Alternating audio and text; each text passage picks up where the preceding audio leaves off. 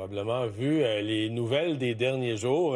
C'est l'augmentation du prix de l'or. Puis même, vous pouvez avoir l'impression des fois de dire, voyons, il me semble qu'on l'a pas eu, cette nouvelle-là, il y a quelques mois à peine. Oui, il y a quelques mois à peine, la nouvelle que vous aviez eue, c'est que l'or avait atteint 4 000 l'once.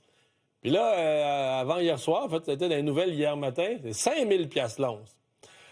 Oui, augmentation du prix de l'or. Écoute, il faut en parler comme... Ça, je voulais prendre le temps de m'arrêter là-dessus ce matin. Il faut vraiment en parler comme un phénomène économique mondial avec tout ce que ça implique. D'abord, je veux faites sortir la courbe là, du prix de l'or, mettons, dans les 20 dernières années.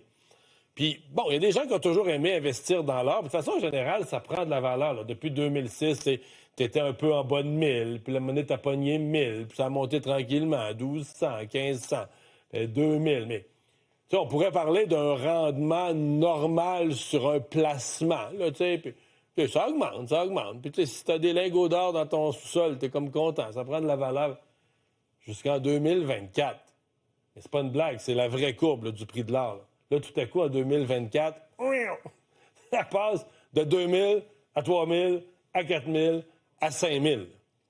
Je veux dire, le prix de l'or a explosé en l'espace de quelques années. Bon, après ça, c'est pourquoi, c'est quoi les conséquences? Ben, il y a une explication qu'il faut donner.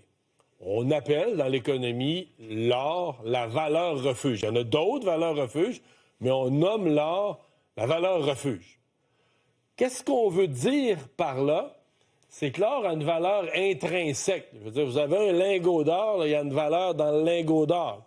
Je vais vous faire la comparaison tantôt avec d'autres biens, là, des actions de compagnie ou des obligations. Mais tu sais, il y a une valeur intrinsèque. Pourquoi il y a une valeur intrinsèque? La rareté. On dit l'acceptation universelle. Tu sais, le dollar américain est accepté partout dans le monde, mais peut-être en Chine, en Russie. Il n'y a pas rien sur Terre, il n'y a aucune monnaie d'un pays. Puis là, tu te dis, ouais, mais là, l'argent américain est accepté, le dollar américain, mais il pourrait-tu arriver si tout le monde est fâché contre Trump, ils n'accepteront plus le dollar américain? Alors, qu'est-ce qui est rare et universellement accepté comme moyen de paiement? C'est l'or. Il y en a qui vont dire aujourd'hui le Bitcoin. Il y en a qui considèrent le Bitcoin comme une valeur refuge de l'avenir. Ça, on pourrait avoir une autre longue discussion là-dessus. Mais aujourd'hui, l'or l'est encore. Par exemple, vous achetez des obligations. C'est bon, des obligations. On va vous dire que ça donne du rendement de 4 % par année, mais pour pas que le gouvernement fasse faillite ou la compagnie... L'obligation, c'est une dette. Il faut que la dette soit remboursée. En cas d'instabilité ou de crise financière, vous dites, ils ne seront plus capables de rembourser. Je perds mes obligations. Là, parce qu'une obligation, c'est comme vous achetez la dette de quelqu'un et vous ramassez ses intérêts. Des actions d'une compagnie, bien, c'est toujours...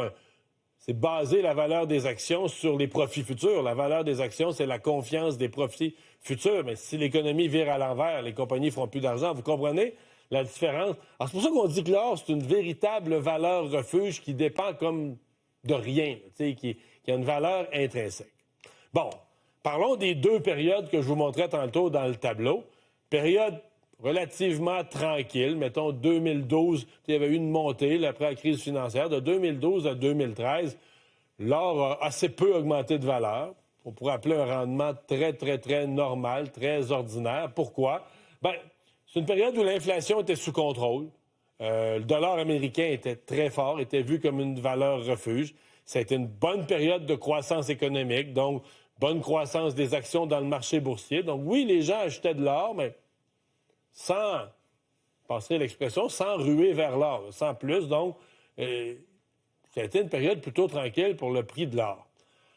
Bon, comment les experts expliquent maintenant la période récente, assez courte, là, en gros 2 ans, là, la hausse folle? Bon, c'est sûr que c'est lié à l'inflation, puis cette impression qu'aux États-Unis, au Canada, partout, après la pandémie, pendant et après la pandémie, les gouvernements ont imprimé de l'argent, s'endettant énormément.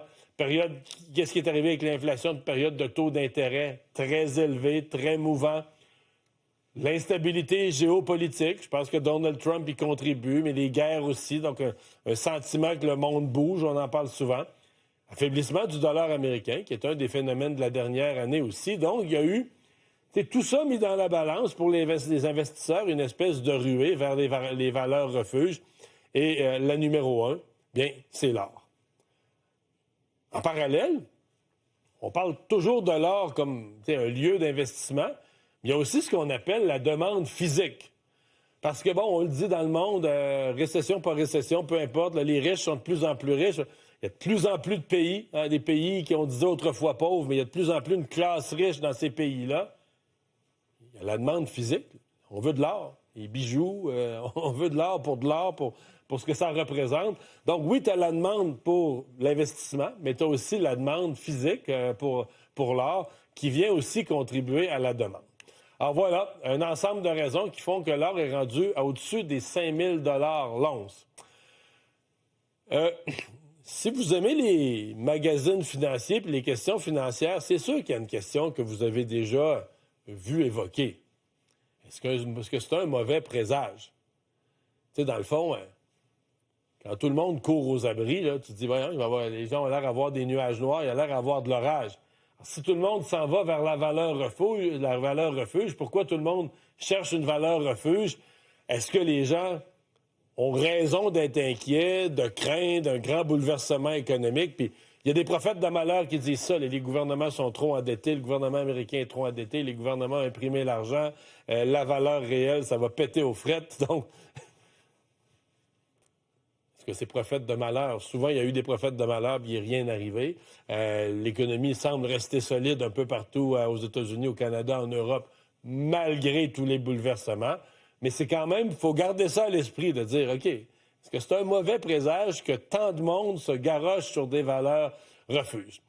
Quoi qu'il en soit, conclusion sur les valeurs refuges, il n'y a pas juste l'or qui a augmenté de valeur. Si vous êtes acheteur de bijoux, là, vous allez le voir un peu partout. L'argent. Pendant que l'or a augmenté, mais en 2 ans, l'argent aussi a augmenté de 160 % a dépassé les 100 $ l'once. Et le platine, 150 % en 2 ans. On en parle beaucoup moins souvent. On parle surtout de l'or, un peu de l'argent, mais le platine aussi dans les métaux précieux, à plus 150 % en 2 ans.